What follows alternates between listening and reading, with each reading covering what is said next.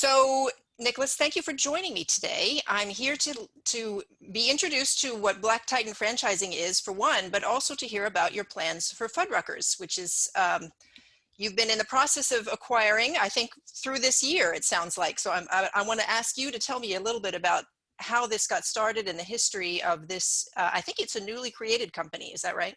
Yes, that is Okay. correct. And thank you very much for taking out the time to interview me today. I greatly appreciate it.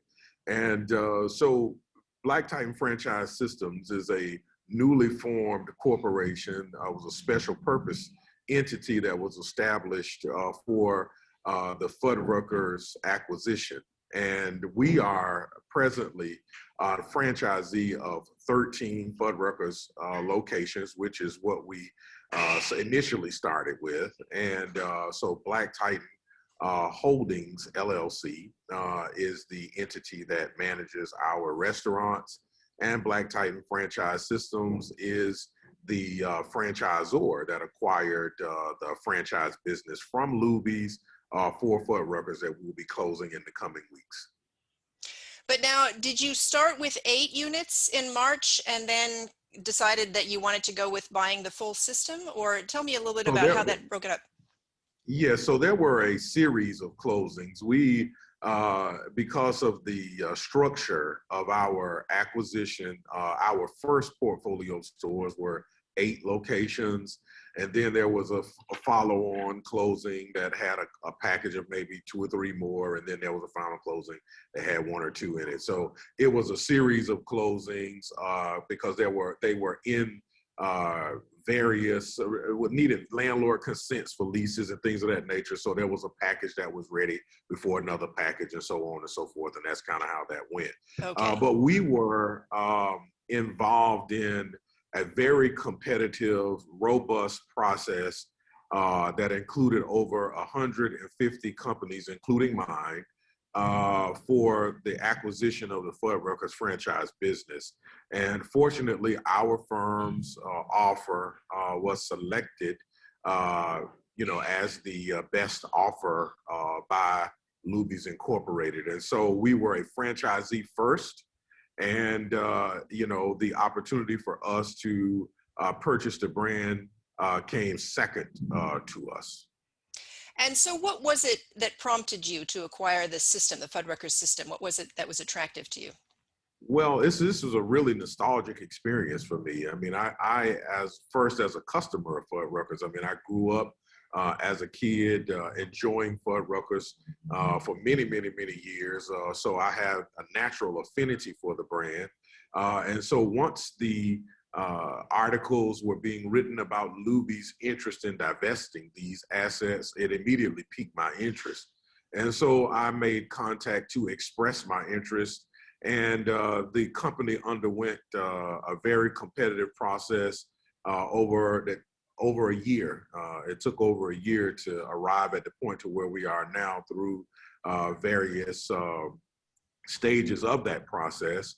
So, it was natural for me once we got into the system, we began to operate restaurants, and then there was an opportunity to acquire the system. And I feel like I have the skill sets to transition the brand to reaching even greater heights. And so, it became a natural fit for me, and it's something that I wanted to pursue. Well, so Fuddruckers, going way back, was, I think, arguably one of the first better burger brands out there that started really a movement, 20 some years ago. Correct. That now, everyone has jumped in to make burgers as good as Fuddruckers did back in the day. So tell me, though, there's a lot more competition for Fuddruckers and better burgers out there. Tell me what your plans are for the brand and how you plan to really bring to life again this legacy brand. Certainly. And while I believe that there are good hamburgers out there, I don't believe that there is a hamburger that's greater than what we serve. As the world's greatest hamburger, I believe Fuddruckers can be credited, arguably, by being, if not the first, to establish the gourmet burger sector. So in the early introduction of gourmet hamburgers, there was Fuddruckers in 1980. Fuddruckers is unique in that we create a very customized experience. You hear oftentimes there are a lot of companies that say they use fresh, never frozen ground beef, and that's a part of our competency. But I believe what separates Fuddruckers from a lot of our competitors is the quality of beef that we use, the formulation that we have, the flavor profile that makes up our beef. We bake our buns daily from scratch, as well as all of our desserts in-house. Our whole concept around Create Your Crave, that customization is a unique selling point that our customers love at Fuddruckers, and that's our fresh produce bar. You get to choose what size burger you want. You get to choose the temperature for which you would want it cooked to. You can even choose from an exotic a range of burger patties, but you get to build a hamburger with as many toppings as you would like. My personal favorite is our pico de gallo that we make fresh in store every day. But that's all a part of our competency. But as I look to what Fuddruckers of the future will be, we're going to invest heavily into technology. We are going to increase our franchisee base. We are going to introduce new and innovative menu items, as well as invest heavily in a national marketing campaign to really reestablish our brand as a industry leader and subject matter expert around the gourmet hamburger sector. So, in a three-phase strategic plan that we are going to be rolling out, very soon, the primary focus around that is establishing strategic alignment among our corporation, with our franchisees and our supply chain. Once we're able to then establish what I consider to be those foundational principles, we're then going to look to grow and grow aggressively.